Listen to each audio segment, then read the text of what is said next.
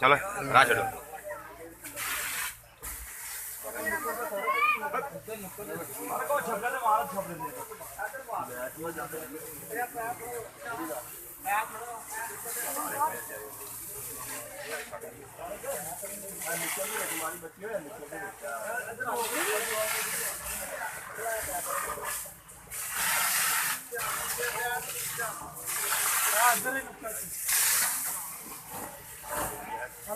इधर भी चिंगाड़ा हैगा इधर भी हैगा इधर भी हैगा इधर पई है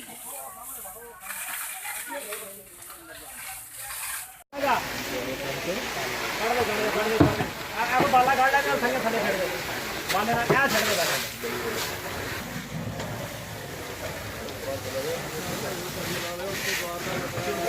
एक मिनट यार एक मिनट जी अस्सलाम वालेकुम जी भाई जी जी भाई जी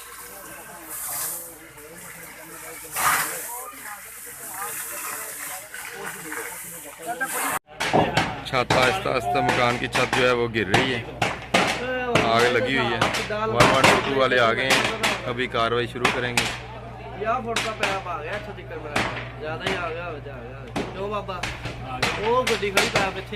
वो 200 फुट पैप होता ना वो पानी अभी उन्होंने स्टार्ट कर दिया पानी फेंकना स्टार्ट किया है लेकिन अभी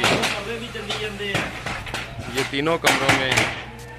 पंखे रखे हुए थे जिनको आग लगी हुई है मुसलसल चल रहे हैं।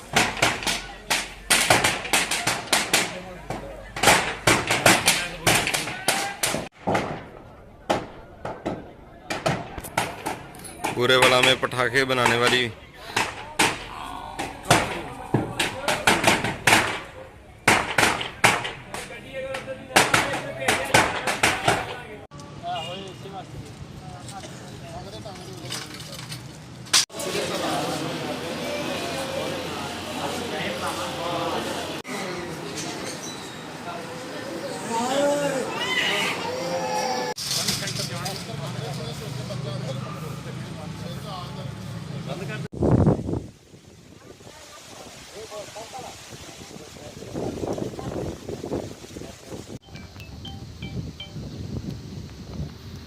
हेलो